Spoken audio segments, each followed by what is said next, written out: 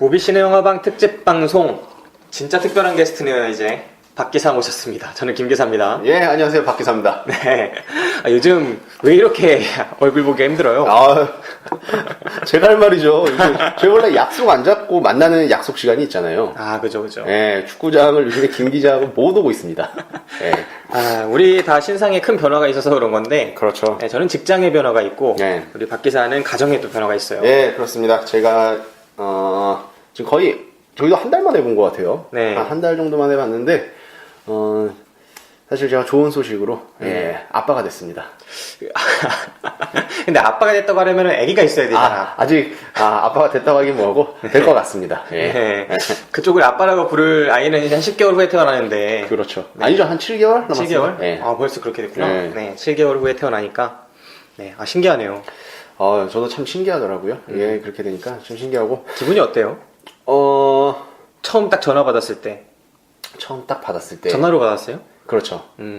전화로 받았을 때, 묘하더라고요. 약간, 오묘한 느낌이 났습니다. 뭐 실감도 안 나고, 갑자기 어깨는 무거워지는 느낌도 나고, 약간 그런 느낌. 예, 그런 느낌입니다. 그럼 요즘 정말 열심히 잘해줘야겠어요. 네, 그럼요. 요즘에 잘해주고 있습니다. 뭐 먹고 싶다 그러면은 사다 주고, 네. 외식도 계속해서 시켜주고, 열심히 하고 있습니다. 재수 씨가 제일 먹고 싶어 하는 음식들, 뭐 있어요? 원래는 고기를 엄청 좋아했는데 요즘에 스테이크 고기 같은 걸 집에 사놨었거든요. 네. 예전에.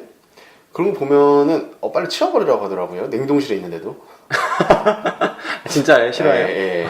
고기를 스테이크 고기 이런 건 되게 싫어하고 가끔 이렇게 그냥 뭐 구워 먹는 거나 이런 거는 가끔 땡기는데 원래 고기를 엄청 좋아했던 친구가 고기를 잘 안 먹고 그리고 평소에 먹지도 않았던 네. 해산물 이런 걸 갑자기 또 찾고요. 네. 아무튼 좀 그렇습니다. 근데 해산물은 좀 위험하니까 생거라서 그러겠네. 약간 좀 익힌 해산물 그런 걸로 좀 대체를 하고 있죠. 네. 박 기사는 이렇게 가정에서 바쁜 가장으로서의 또 남편으로서의 역할들을 하고 있고, 저는 회사에서 정말 이렇게 허드렛 일 많이 하면서 네. 하루하루 버티고 있습니다. 네, 이게 네. 저희가 이제 못 만난 것도 거의 그 부서 김 기자님 그 부서 교체 이후로 네. 못 만난 것 같아요. 그죠? 네. 나 다음 주에 그쪽으로 출근해. 그 후부터 저희 못 본 것 같습니다. 그렇습니다. 그 사이에 이제 또 상암을 지키고 계시잖아요. 그럼요. 네, 상암에는 뭐 어떤 변화가 있나요? 상암에는 지금 최영수 감독님이 이제 고액의 연봉을 제의를 받아서 중국으로 넘어가셨고요. 그 자리를 이제 황선홍 감독이 대신해서 들어오셨습니다. 이게 되게 신기한 게, 우리 어렸을 때는 황선홍, 최용수 선수들이었거든요. 감독이 아니라. 그렇죠. 네. 근데 이 선수였던 분들의 감독을 우리가 보고 있어요. 그럼요. 근데 우리가 옛날에 이제 한창 축구를 보던 시절에는 감독의 선수 때를 기억하는 팬들, 진짜 아재들이었거든요. 그렇죠. 예. 저는 이게 약간 격세지감이 느껴지더라고요. 그때 뭐 감독하셨던 분들 하면은 보통 그 붉은 악마, 그 청소년 대표팀 때 네. 그 붉은 악마의 원조라고 하셨던 그분들이 네. 이제 감독을 하셨던 그 수준이었기 때문에 다 아저씨들 말이었는데 이제 저희가 이제 그 수준에 온 것 같습니다. 네, 그렇습니다. 자, 이제 본격적으로 오늘 다룰 그 책 이야기를 해봐야겠는데요. 네네. 오늘 책 작가가 정말 유명한 작가죠? 따로 뭐 설명을 안 드려도 될 만큼. 그러니까 이분 책을 읽지 않으신 분들도 이 사람 이름은 분명히 들어봤을 법한 작가입니다. 그 무라카미 하루키. 설명을 안 하려고 지금 그렇게 말한 거예요? 아닙니다. 설명 제가 대략적으로 좀 해보겠습니다. 네. 이 작가가 이제 처음으로 글을 쓴 거는 29살 때라고 합니다. 네. 첫 소설은 바람의 노래를 들어라 라고 했는데 그 이후에 엄청난 작품들을 계속해서 써내죠. 가장 인기 많은 작품을 뽑으라고 하면은 네. 딱 생각나는 게 뭐세요? 또 기억 안 나는구나. 상실의 시대. 지금 기억났네. 아니에요. 상실의 시대. 저는 보통 나한테 물어보면 기억 못하고 있는 걸 물어보더라고. 아닙니다. 상실의 시대인데, 상실의 시대. 저는 이 책을 언제였죠? 20살 때. 20살 때 천작가. 천작가를 어떻게 하다 만났어요. 네. 천작가 손에 책이 들어져 있었거든요. 굉장히 두꺼운 책이. 그거를 계속해서 들고 다니는 거예요. 이 친구가. 네. 그게 뭔가 했는데 그게 상실의 시대였거든요. 근데 그게 뇌리에 굉장히 많이 박혀 있어요. 그 커버랑 그 두께랑 막 이런 게 굉장히 바뀌어 있다 보니까 제가 계속해서 기억을 했었는데 그 책이 가장 유명한 책이죠, 사실. 이 천작가 하면은 진짜 그 상실이라는 단어랑 되게 잘 어울리네요. 아, 엄청 잘 어울리죠. 진짜 상실의 시대랑 되게 잘 어울리는 느낌이고, 저도 상실의 시대를 언제 봤는지 생각을 해보면, 그 외숙부가 돌아가셨다고 연락이 왔었어요. 예. 그래서 이제 충청도 이제 논산이라 이제 가려면은 기차를 타고 가는데, 기차역에서 이제 기차를 표를 끊어갖고 기다리잖아요. 그럼 근처에 이제 그때 서점 같은 데를 좋아해서 서점에 갔다가 놓여있는 책, 되게 유명한데 안 읽어본 책을 집어든 게 상실의 시대였어요. 그래서 가서 장례에서 계속 읽었습니다. 네, 그게 기억이 나네요. 네.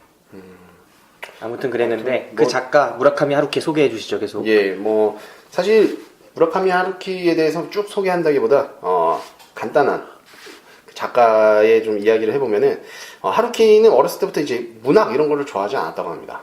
안 왔다고요? 예, 좋아하지 않았고 오히려 이제 막 영문학이나 이런 데 관심이 많았다고 해요. 그래서 하루키의 작품에서는 일본적인 것들은 그 단지 뭐 일본어로 된 지명, 뭐 이름 뭐 여기에 불과하고 보통 보면은 정말 일본 색채가 강한 뭐 이런 느낌은 많이 안 난다고 해요. 그래서 외국에서도 번역하기 좀 쉽다고 하고 네. 그러다 보니까 하루키가 쓴 책들은 보통 거의 한 30개국, 40개국에서 번역해서 나가지 않습니까? 네. 예, 그런 게 이제 번역가들이 하루키의 책은 다른 일본 소설보다도 좀 더 이렇게 번역하기가 쉽다고 하더라고요.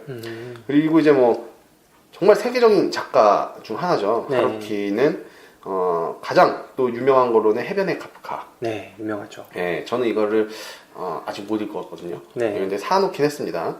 예, 그리고 저도 굉장히 좀 재밌게 봤던 그 1984라는 네. 책도 있었고, 아무튼 뭐 굉장히 많은 책들을 지었고 가장 유명한 거는 아까도 말씀드렸다시피 상실의 시대인데 그 상실의 시대는 2010년에 영화로도 개봉을 했었습니다. 영화로는 완전히 망한 것 같아요. 예, 그게 사실 그렇게 두꺼웠던 책을 네. 영화에 담기가 쉽지가 않죠. 그죠? 네. 네.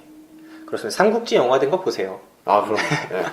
근데 여러 편 나눠서 나와야 되지 않습니까? 보통? 네, 그래야죠. 삼국지는 두 편으로 나눠서 이제 오우상 감독이 제작했는데도 정말 그 10권으로 보통 나오잖아요. 네. 전집에 한 권의 절반도 못 담아낸 그런 느낌. 그러니까 나온 거 보면은 그냥 에피소드 네. 중에 일부를 한 2시간으로 늘려놔도 웅장한데 그거를 전부 다 담기는 너무 힘들죠. 그죠. 그 상실의 시대도 영화로 만들기 참 벅찼을 거예요. 그럼요. 네, 그렇습니다. 자, 그러면은 오늘 이제 소설 본격적으로 들어가야 하는데 네네. 이 책 제목 자체가 되게 특이해요.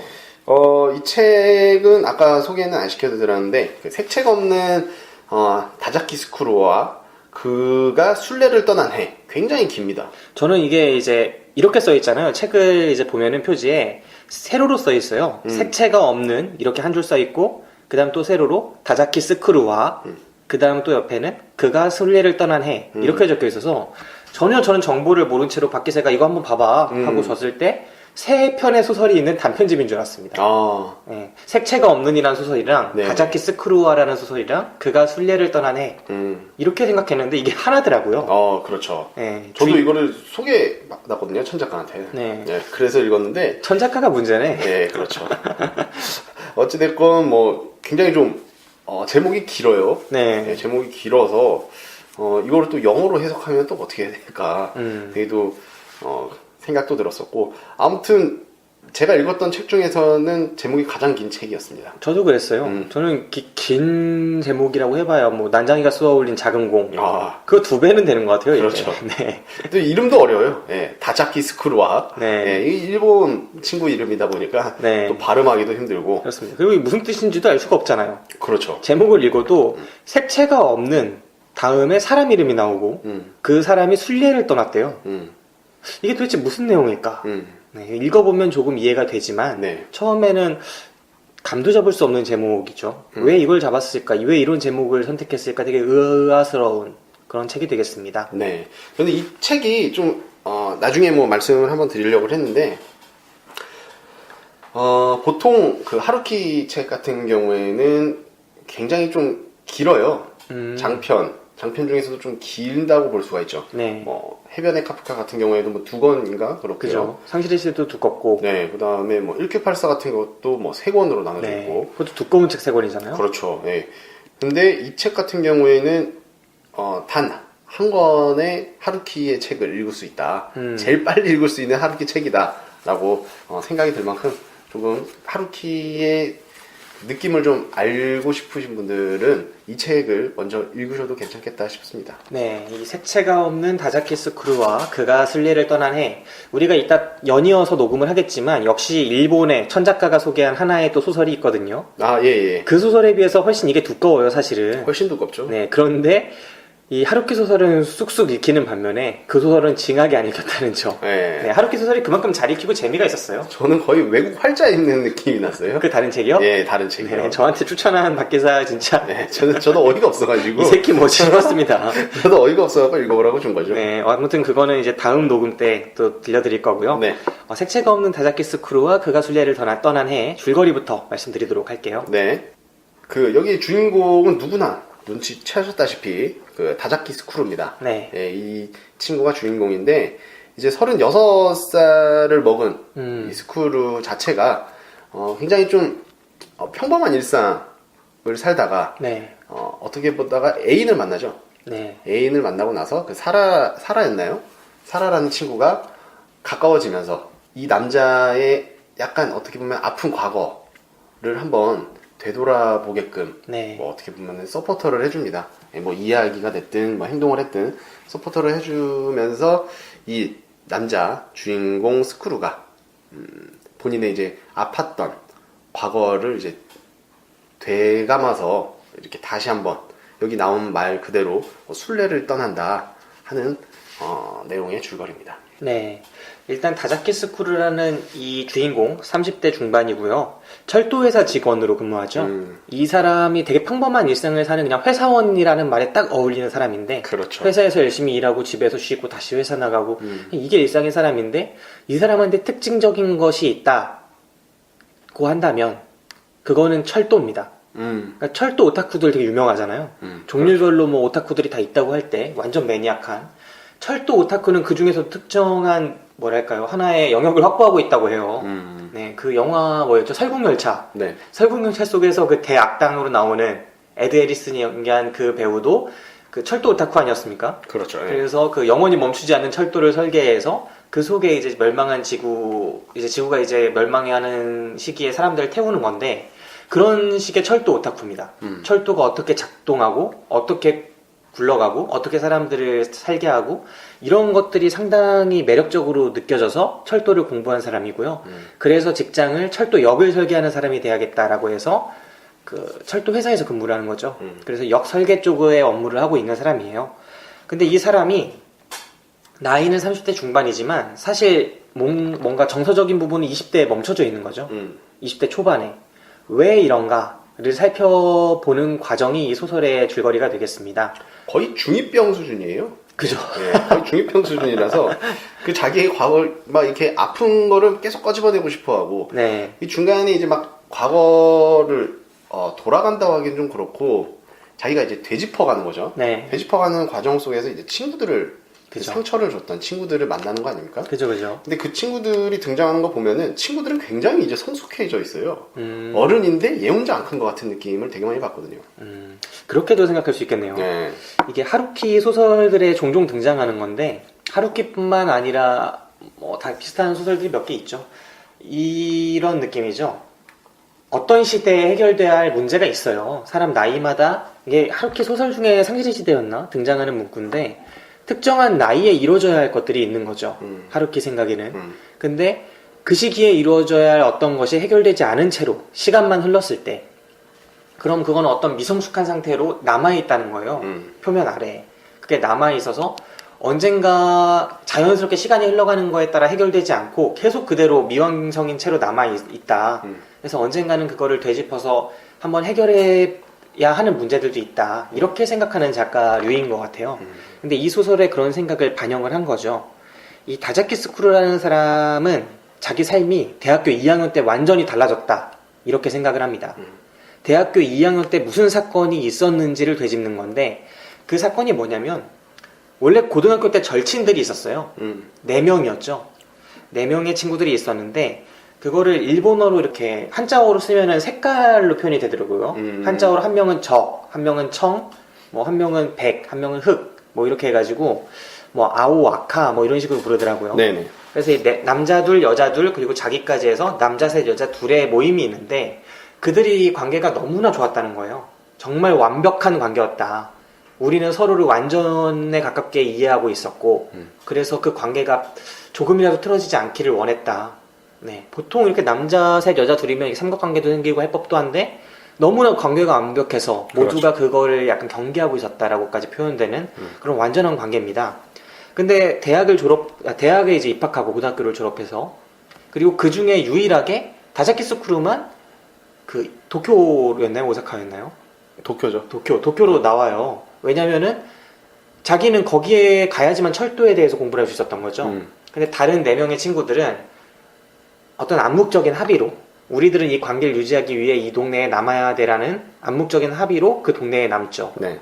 그래서 조금씩 틈이 생겨가고 그리고 어느 순간 전화를 받게 되는 거예요. 대학교 2학년 때. 너 절규야 이제.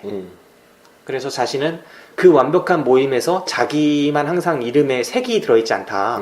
걔네는 이름이 다 적청 뭐 백흑인데 나만 다자키스쿠루라 색이 안 들어있다라는 거에 약간 소외감을 느끼고 있던 차에 또 나는 잘하는 것도 없고 평범하던 사람이라는 거에도 약간 열등감을 느끼던 차에 그런 전화가 오니까 더 물어보지도 않고 알았다. 그럴 만한 너희끼리 합의가 있었냐라고만 물어본 이후에 알았다라고 하면서 떨어져 나온 거죠. 그리고 그 상처를 안고 10몇 년을 살아간 겁니다. 그렇죠. 네. 그러던 차에 아까 말씀해 주신 것처럼 여자친구를 사귀었고 그 기모토사라는 30대 연상의 여자예요. 30대 후반의 여자인데 그 여자가 우리 관계에 당신과 나의 관계에 그 옛날에 어떤 아물지 않은 상처가 끼어드는 것 같다. 그 관계를 돌아보고 다 처리를 한 후에 와라 라고 해서 이제 나의 삶을 되짚어야겠다라고 해서 휴가를 쓰면서 찾기 시작하는 겁니다. 네. 왜 그랬는지, 왜 나를 따돌렸는지. 진짜 36살이라고 했나요? 그렇죠. 36살이 왜 21~22살에 나를 왕따시켰는지 찾아가는 얘기예요. 남자들은 철이 안 든다고 하는데, 예, 철이 안 드는 것 같아요. 이거 보면. 네. 정말 별것도 아닐 수는 없겠죠. 이 개인적인 그죠. 아픔이 있으니까. 네. 죽음까지 생각했다고 나오잖아요. 예, 뭐 아무튼 세상의 전부인 줄 알았던 그 친구들이 자신을 이제 배신을 했을 때 네. 죽음까지 생각을 했던 예, 이 주인공인데, 이게 친구들은 어렸을 때부터 봤을 때도 이 주인공인 스쿠루가 생각하기에는 각자의 개성이 되게 뚜렷했어요. 뭐 운동 잘하는 친구도 있었고, 공부 잘하는 친구도 있고, 예, 뭐 음악을 잘하는 친구도 있고, 되게 활달한 친구 있고. 예, 근데 자기만 항상 이렇게 그냥 무채색의 네. 되게 평범한 그냥 학생인 것 같아서 거기에 대해서 굉장히 좀 약간 컴플렉스가 있었는데 이제 갑자기 배신 아닌 배신의 통보를 받게 되다 보니까 충격을 받고 뭐 10몇 년 동안 그냥 철도 회사에서 계속해서 그냥 일을 한 거죠. 일만. 네. 일만. 네. 제 삶에 아무 납도 없고 내가 좋아하는 철도나 파자에서 철도 회사에서 그냥 일만 한 겁니다. 그래서 자기의만 이름에 그게 없고 개성도 없기 때문에 색채가 없고요. 색채가 없는 이 다자키 스크루라는 주인공이 나중에 기모토사라는 여자를 만나서 순례를 떠나게 되는 거죠. 그렇죠. 왜 나는 이렇게 됐을까? 왜 그들은 그랬을까? 나의 과거에 아물지 않은 상처를 그냥 지금은 세월이 흘러서 그 세월이 그 상처 위에 켜켜이 쌓인 거잖아요.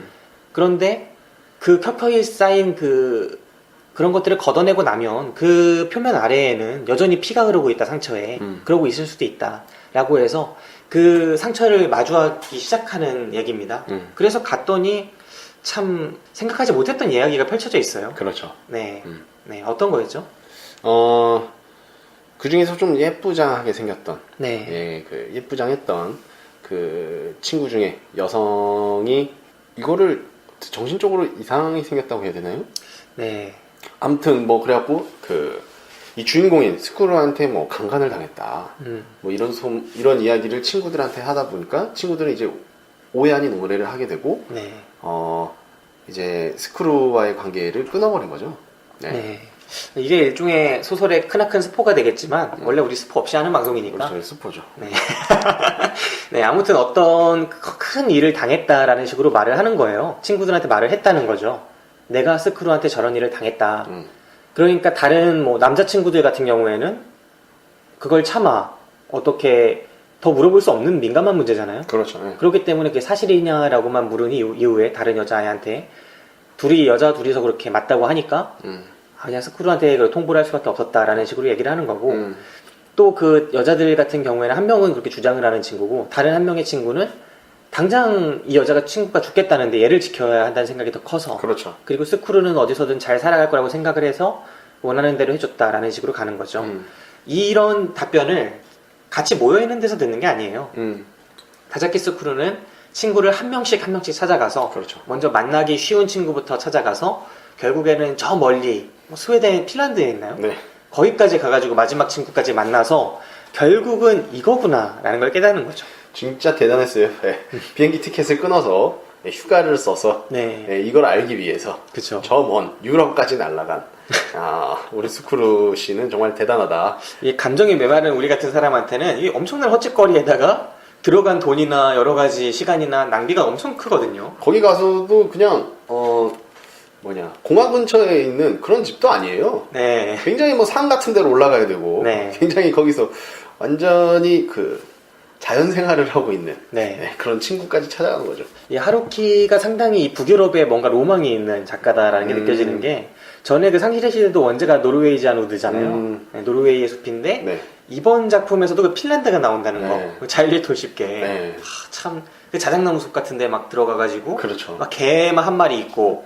그리고 또 되게 그 서구인들의 삶을 멋있게 묘사해놨어요. 네. 마트 갔다 온다고 하면서 네.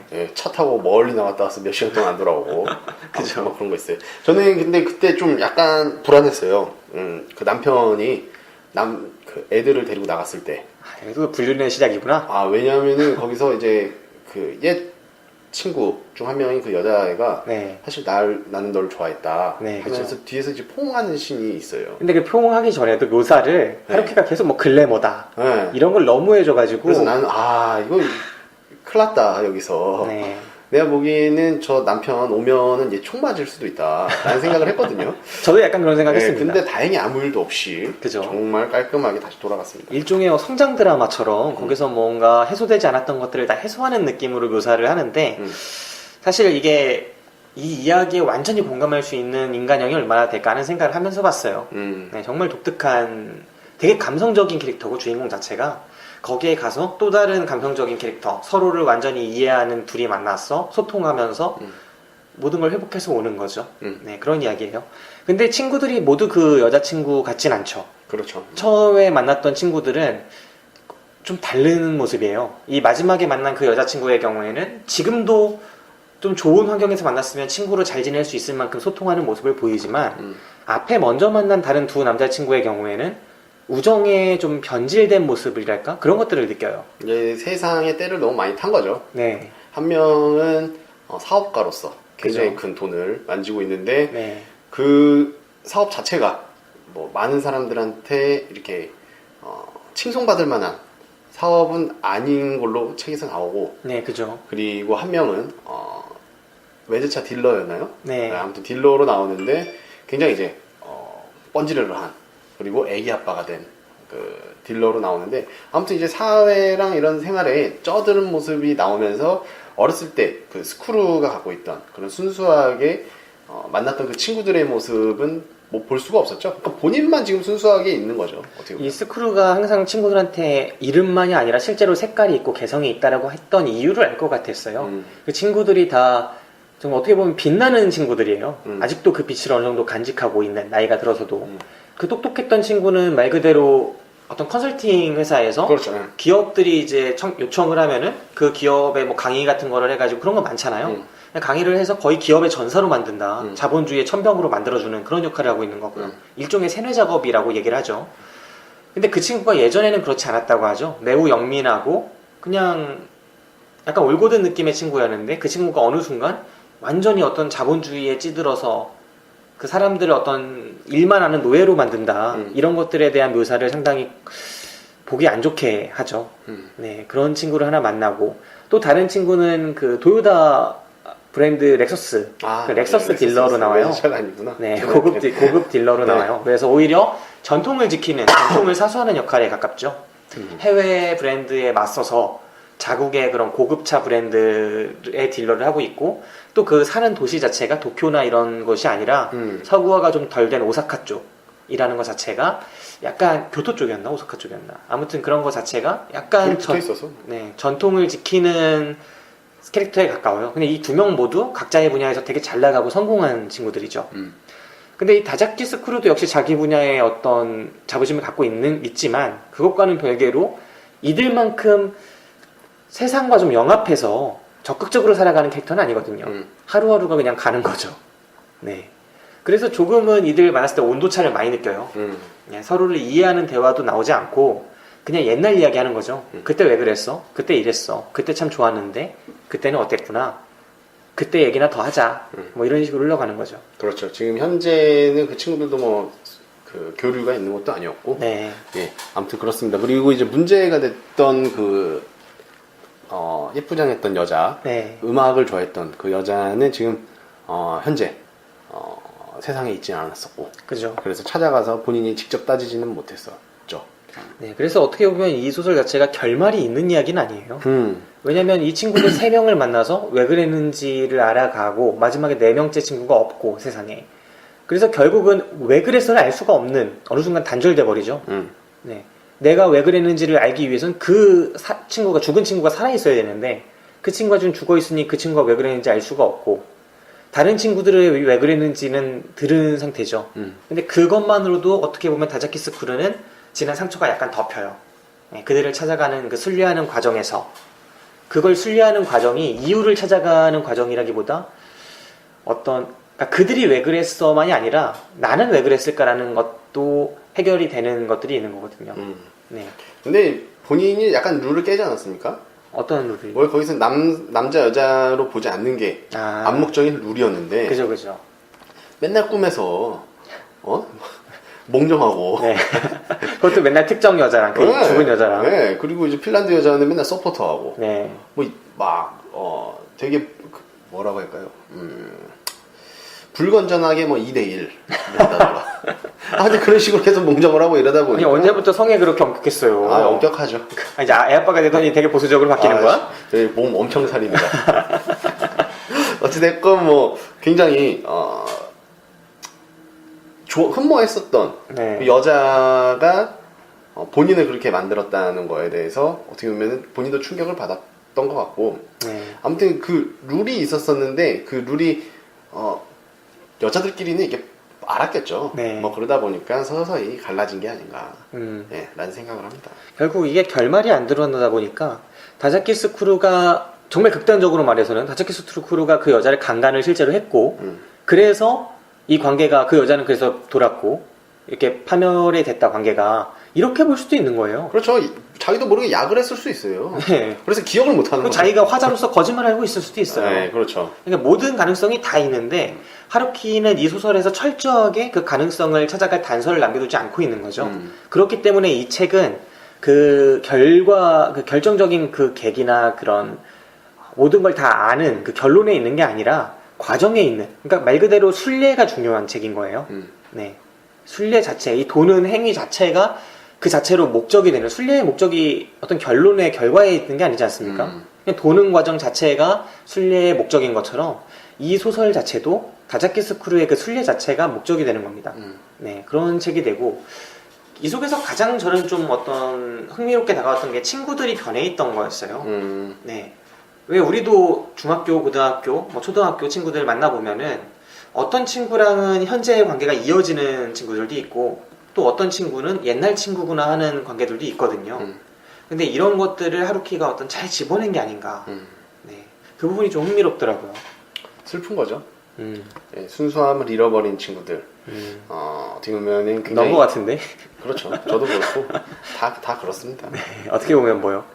어떻게 보면은 그런 게 좀 아쉬운 거죠. 그냥 아무것도 없이 그냥 정말 빨개 벗고 지내던 친구들이 이제 사회생활을 하면서 네. 사회를 알게 되면서 본인의 이제 중요하다는 가치들이 다 각자 다르다 보니까 그죠. 이제 그냥 헐벗고 그냥 재밌었던 그 시간이 아니라 지금 현재 각자의 가치관에 따라서 생각이 바뀌기 때문에 거기서 이제 교집합을 찾기가 힘든 거죠. 그래서 좀 슬픈 것 같아요. 네. 커서 만나면.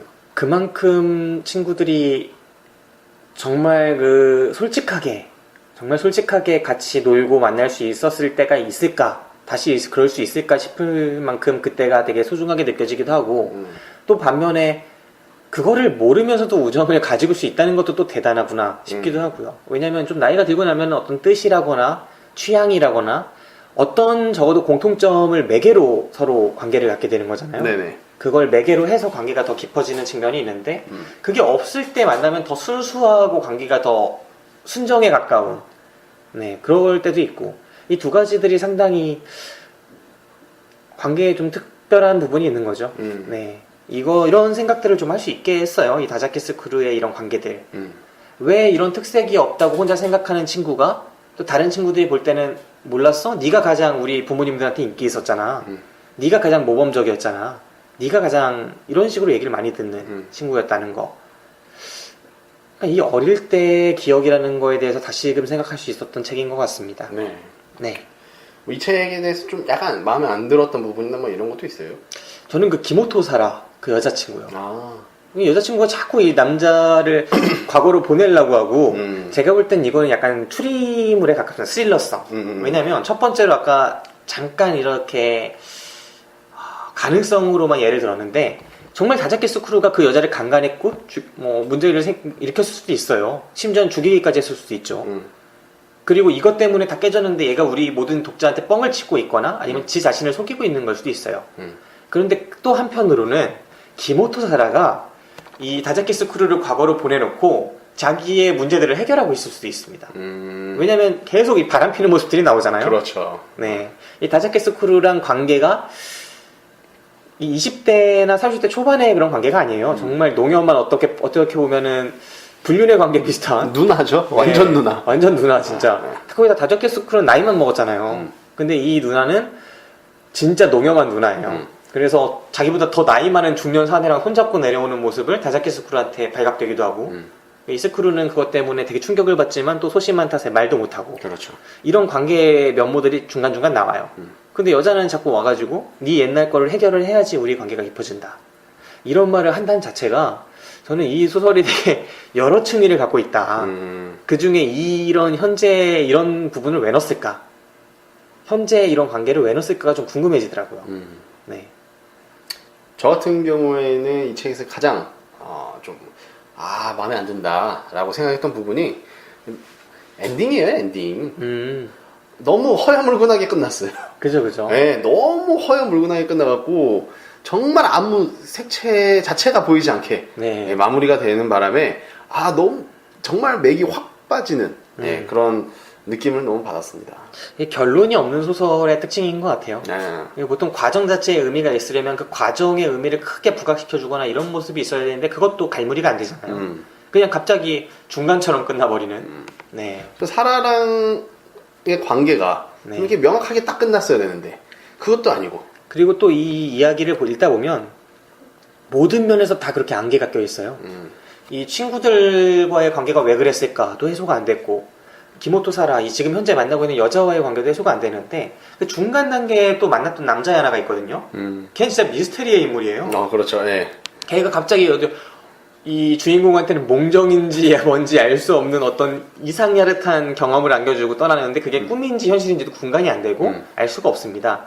근데 그뿐만이 아니라 그 친구의 또 액자식 이야기가 또 있어요. 어느 산장에 갔던 그렇죠. 아버지가, 그 친구의 아버지가 또 산장에 갔을 때 이야기가 또 있는데 그 설화 같은 이야기도 또 결론이 안 지어져요. 그러니까 이 책을 읽다 보면 이 책 전체에 등장하는 모든 이야기들의 다양한 층위에서 어떤 하나의 갈무리조차 짓고 있지 않다. 이 소설은 모두 다 이걸 열린 결말이라고 해야 되나? 열린 결말도 어떻게 보면 결말이잖아요. 이건 결말이 없어요. 그렇죠. 결말이 없어요. 네. 그러니까 열린 결말을 대문을 열어놨다고 치면은 그건 대문이 있는데 열어놓은 거잖아요. 이 책은 대문이 없어요, 그냥.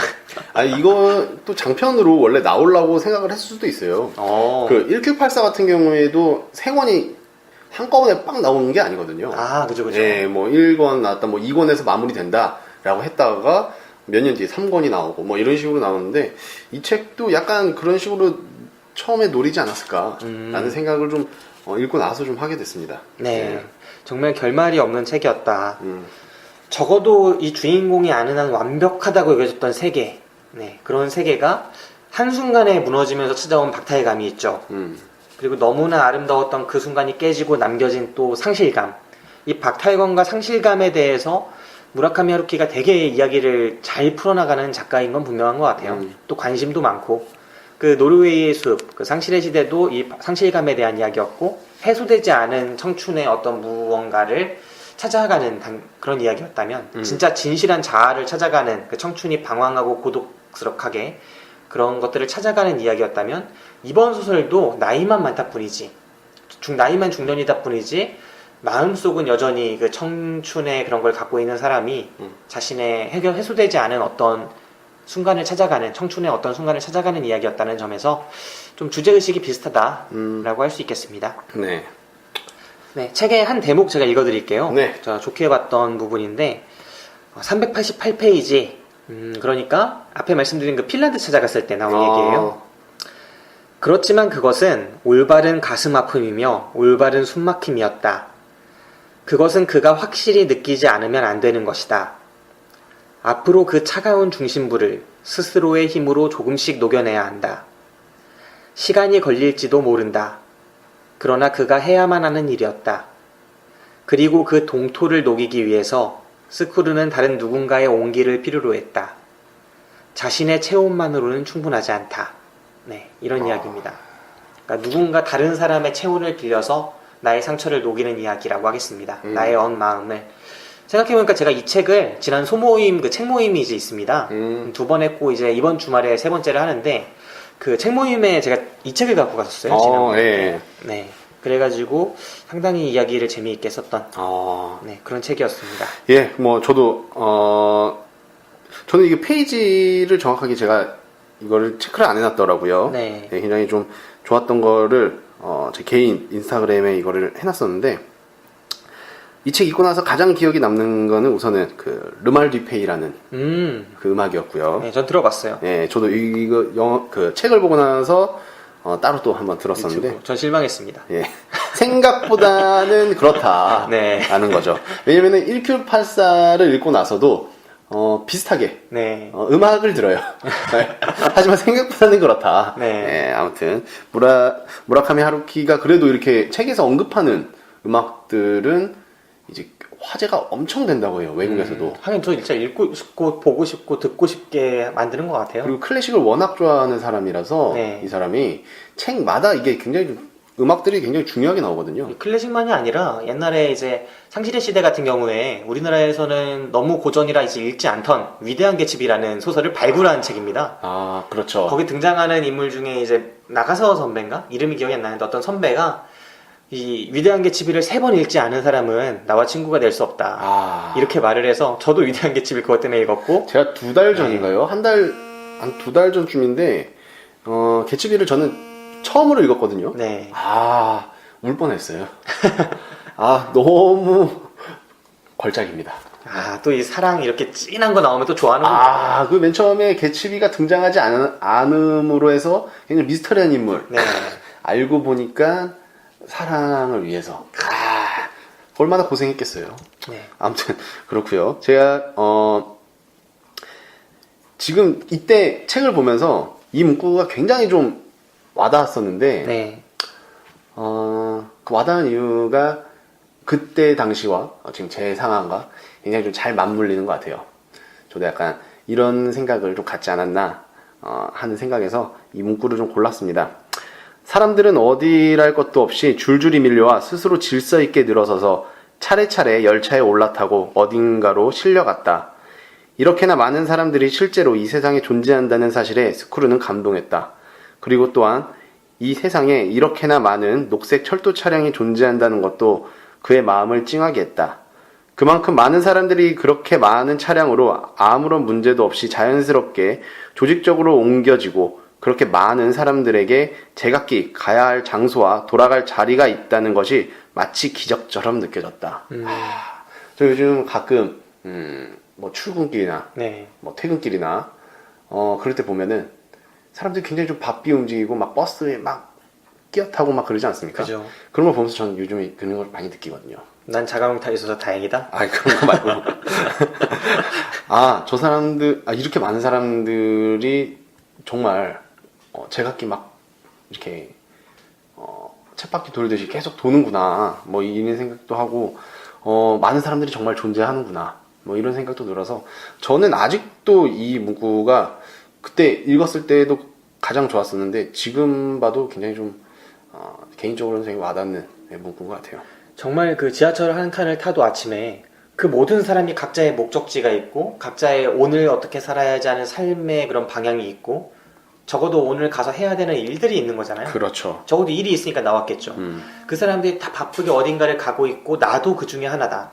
나는 당장 내가 오늘 해결해야 될 만한 것으로 가득한데 그것만도 버거운데 이런 사람들이 이 지하철에 그렇게 가득 낑겨 타고 있다는 것 자체가 되게 놀라운 일인 것 같아요. 그렇죠. 네. 이 대목이 그 신주쿠역 갔을 때 나온 그렇죠. 대목으로 기억하거든요. 본인이 앉아있을 때. 네. 그런데 제가 얼마 전에 이 다자키스 크루 못지않은 우리나라의 또 철도 오타쿠분이 또 팟캐스트 나와가지고 한번 이야기하는 걸 들었었어요. 네. 그 노유진의 정치 카페 옛날에 했던 방송 중에 무슨 테라스 이런 식으로 카페 테라스 해가지고 나오더라고요. 예. 거기서 들었는데 그분이 그렇게 말씀하시더라고요. 그 신주쿠역이 정말 일본 자체가 철도의 왕국인데 철도가 정말 발달해 있는 그 신주쿠역이 그 중에서도 가장 복잡한 여러 가지 선로들이 한 곳에서 뒤엉키는 곳이래요. 그러니까 우리로 따지면 진짜 엄청난 환상역인 거죠. 두세 개만이 아니라 우리나라로 치면 그런 역은 없겠지만 한 곳에 있는. 그래서 한번 그 말씀을 듣고 저는 그 생각이 들더라고요. 신주쿠역은 가보고 싶다. 네, 근데 철도를 좋아하는 캐릭터가 나올 때 신주쿠역이 그렇게 묘사되는 게 되게 인상적이었어요. 네, 그렇습니다. 자, 그러면은 이 색채가 없는 다자키스 크루와 그가 순례를 떠난 해 책 이야기 어느 정도 맞춰봤고요. 네. 마지막으로 이 책 총평 한번 해주시죠. 저는 아까 초반에 말씀을 드렸어요. 원래 마지막에 얘기하려고 했던 건데, 무라카미 하루키의 책 자체를, 느껴보고 싶으신 분들은, 너무 장편은 부담스러울 수 있으니까, 이 책을 읽으면은, 그래도 하루키의 색감을 충분히 좀 느낄 수 있는 책이다라는 생각을, 가졌고, 하루키의 책을 좀 알고 싶으신 분들은 이 책을 보시는 것도 굉장히 괜찮을 것 같아요. 네. 그리고 재미없는 책은 아닙니다. 네, 굉장히 재미없는 책은 재밌습니다. 아니죠. 네. 네. 이 무라카미 하루키의 책, 저는 이 무라카미 하루키의 이 소설의 색을 매기라고 한다면 저는 이거 물색 같아요. 그렇죠. 네, 색이 뚜렷이 진짜 없는 책입니다. 이 다자키스 크루처럼 색이 없는 건데 읽다 보면 그 과정들이 쑥쑥 잘 읽히고 흥미롭거든요. 다 읽고 나면은 뭐야 이거 물색이잖아 싶긴 한데 이 물색일지라도 그 물색이 그냥 없는 무랑은 다른 거거든요. 아무것도 없는 것과 물색이라도 있는 건 다르죠. 네, 똑같이 아무것도 없는 것처럼 보이지만 이 책 자체가 그렇지 않나 싶어요. 그냥 흥미롭게 쭉 읽을 수 있고 그 과정에서 우리가 겪어왔을 수많은 과정들을 좀 어떤 부분을 좀 더 깊게 본 거죠. 무라카미 하루키가. 우리는 수많은 상처와 그걸 극복해 나가는 그런 과정들을 겪어왔는데 그 중에 해결되지 않고 좀 더 골마있던 어떤 상처가 골마있지도 않죠. 그냥 덮여있던 상처가 다시 나중에 되돌아갔을 때 해결되는 모습을 보여줌으로써 한편의 성장 아닌 성장 드라마를 그려내고 있지 않나 생각해 봅니다. 다만 결론을 꼭 알고 싶은 그 궁금증 있으신 분들은 답답할 거예요. 그렇죠. 마지막이 약간 좀 애매모호해가지고. 네, 도대체 사라 얘는 뭐야? 네. 네, 궁금하죠. 마지막이 그게 좀 아쉽더라고. 결론 지었어야 했는데 살아라. 그렇습니다. 지금까지 무라카미 하루키의 색채가 없는 다자키스 크루와 그가 순례를 떠난 해였습니다. 네. 저는 김기사. 예, 박기사였습니다. 다음 방송에서 뵐게요. 지금까지 들어주신 여러분들 감사합니다. 네, 오랜만이었습니다. 네, 행복하세요.